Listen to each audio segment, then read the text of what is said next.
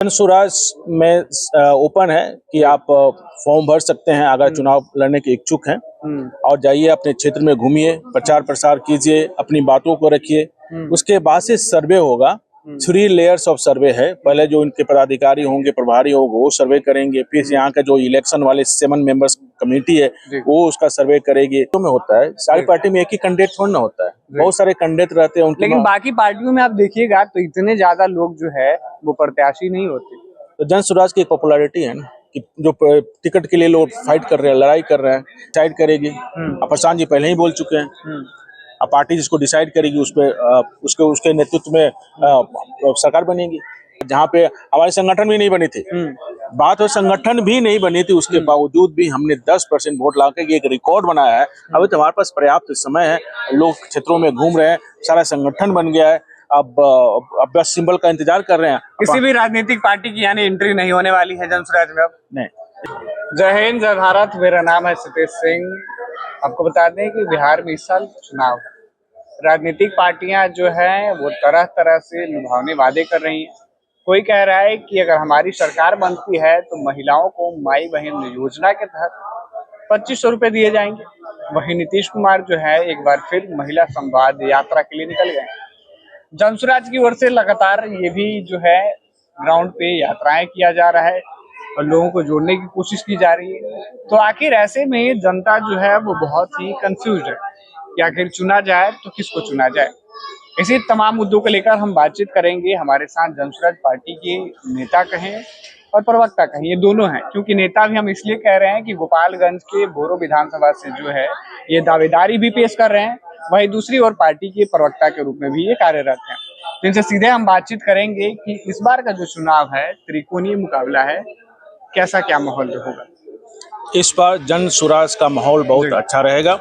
ऐसा इसलिए कि जनता वादों से पूरी तरह से मुताफिर हो चुकी है। 2500 रुपया महीना देने की बात कर रहे हैं। यहाँ की जनसंख्या है 14 करोड़, उसमें मान लीजिए 6 करोड़ महिलाएं हैं, उसे 2500 से मल्टीप्लाई कर लीजिए। 2500 से जब मल्टीप्लाई करते हैं तो एक 1.8 लाख करोड़ रुपया आता है। वो आप कहाँ से लाएंगे? अब पूरा बिहार का बजट जो अभी पास हुआ है 3,17,000 करोड़ रुपए का है, तो लोगों को सैलरी से कहाँ देंगे, एक्सपेंडिचर कहाँ से आएंगे? ये तो बेसिक कैलकुलेशन है। ये सब चुनावी जुमला है लोगों को अट्रैक्ट करने की। लेकिन बिहार की जनता अच्छी तरह से समझ गई है कि पैसे बांटने से, ऐसे लुभावने देने से बिहार की गरीबी और दुर्दशा सुधरने वाली नहीं है।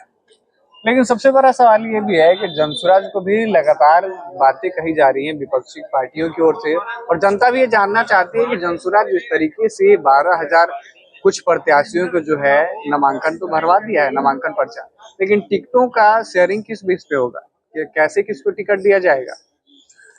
जन स्वराज में ओपन है कि आप फॉर्म भर सकते हैं अगर चुनाव लड़ने के इच्छुक हैं। और जाइए अपने क्षेत्र में घूमिए, प्रचार प्रसार कीजिए, अपनी बातों को रखिए। उसके बाद से सर्वे होगा। 3 लेयर्स ऑफ सर्वे है। पहले जो इनके पदाधिकारी होंगे, प्रभारी होंगे, वो सर्वे करेंगे। फिर यहाँ का जो इलेक्शन वाले 7 मेंबर्स कमेटी है वो उसका सर्वे करेगी, उससे बात करेंगे, वो देखेंगे कैंडिडेट कैसा है। उसके बाद से जो तीसरा सर्वे होगा वो न्यूट्रल सर्वे होगा। थर्ड पार्टी आके सर्वे करेगी, वो रिपोर्ट जमा करेगी। उसके आधार पे ये डिसाइड किया जाएगा कि कौन व्यक्ति किस विधानसभा से उम्मीदवार बन सकता है, जो बिहार के उत्थान के लिए उसके पास विजन हो, उसके पास अच्छी सोच हो, बिहार के जो मुद्दे हैं उस पर काम कर सकें, और जन स्वराज का जो 5 जो क्राइटेरिया है उसमें फिट बैठ सके। तो ये आधार है इनका। सवाल ये भी है कि आप जिस विधानसभा से बात कर रहे हैं और जिस जिले से आ रहे हैं, आपके विधानसभा से कुछ ऐसे प्रत्याशी हैं, मैं नाम तो नहीं लूंगा, जिनके पास अपार संपत्ति है और पैसे भी हैं, तो क्या उन्हें टिकट मिलेगी। जन स्वराज और प्रशांत किशोर जी ने पहले जब से पद यात्रा उन्होंने शुरू की तब से बोलते आ रहे हैं कि पैसा हमारी क्राइटेरिया नहीं है। पूरे बिहार में 1250 फैमिली ही ऐसी हैं जो चुनाव लड़ती आ रही, क्योंकि उनके पास राजनीतिक एक सेटअप है और पैसे हैं उनके पास। लेकिन इस बार ऐसा नहीं होगा। जिनके पास पैसे नहीं भी है, अगर उसके पास नेतृत्व क्षमता है, समाज में उसकी पकड़ है और बिहार के लिए कुछ करना चाहता है, ईमानदार हो, कर्मठ हो, तो उनको टिकट दिया जाएगा। लेकिन बार बार जो है आरोप जन स्वराज पे यही लग रहा है कि जन स्वराज जो है वो फंडिंग घोटाला कर रही है, कहीं ना कहीं से एक तरीके से लोगों से जोरदार मेहनत करवा रही है, और चुनावी साल में जो अंत जब चुनाव आएगा तो कह देगी कि आपको टिकट नहीं मिलेगा, तो जनसुराज उन लोगों का फायदा उठा रही है। फायदा नहीं उठाया, ये सारे पार्टियों में होता है, सारी पार्टी में एक ही कैंडिडेट थोड़ा ना होता है, बहुत सारे कैंडिडेट रहते हैं उनके। लेकिन बाकी पार्टियों में आप देखिएगा तो इतने ज्यादा लोग जो है वो प्रत्याशी नहीं होते। तो जन स्वराज की एक पॉपुलैरिटी है ना, कि जो टिकट के लिए लोग फाइट कर रहे हैं, लड़ाई कर रहे हैं, जन सबको उनका अपना फ्यूचर इसमें दिख रहा है। दूसरे पार्टियों का जो ग्राफ डिक्लाइन हो रहा है, अभी जो सर्वे आया ना सीएम फॉर बिहार, तो सर्वे आया ना, नीतीश कुमार जी का ग्राफ गिरा है, तेजस्वी जी का भी ग्राफ गिरा है, प्रशांत की जो ग्राफ बढ़ रहा है। अभी तो 6-7 महीने देखिए, लेकिन सर्वे में तो प्रशांत किशोर दूसरे तीसरे नंबर पे। हाँ, तो ग्राफ बढ़, एक होता है ग्राफ को गिरना, दूसरा होता है ग्राफ को बढ़ना। हमारा ग्राफ बढ़ रहा है, दैट्स इम्पोर्टेंट। तो क्या लग रहा है कि इस बार प्रशांत किशोर, जो बाकी पार्टियां हैं त्रिकोणीय राजनीति में, प्रशांत किशोर खुद को कहाँ देखते हैं, जनसुराज कहाँ दिख रही है? जनसुराज इस विधानसभा चुनाव में 6 महीने हैं, 6 महीने में हम लोग बहुत चीज़ों को फैला देंगे, जान जाएंगे, लोगों के पास हम लोग पहुंच रहे हैं, लोग इस बात को समझ लेंगे, जनसुराज को समझ लेंगे, उनके मुद्दे को समझ लेंगे, उसकी नीति और नीयत को समझ लेंगे। अब मुझे लग रहा है इस पर जनसुराज बिहार में अपना पीला झंडा लहराएगा। ठीक है, आपने इतनी सारी बातें कही, लेकिन जनसुराज की अगर सरकार बनती है तो सीएम फेस कौन होगा, किसके नेतृत्व में चुनाव लड़ा जाएगा? ये हमारी पार्टी है, अब पार्टी डिसाइड करेगी। अब प्रशांत जी पहले ही बोल चुके हैं, अब पार्टी जिसको डिसाइड करेगी उस पे उसके नेतृत्व में सरकार बनेगी। कहीं ऐसा तो नहीं कि प्रशांत किशोर भी एक बड़ी पार्टी का इंतजार कर रहे हैं कि कोई इनका दामन थामे और प्रशांत किशोर उनका चेहरा लेकर बिहार में चुनाव लड़े और सरकार बना लें?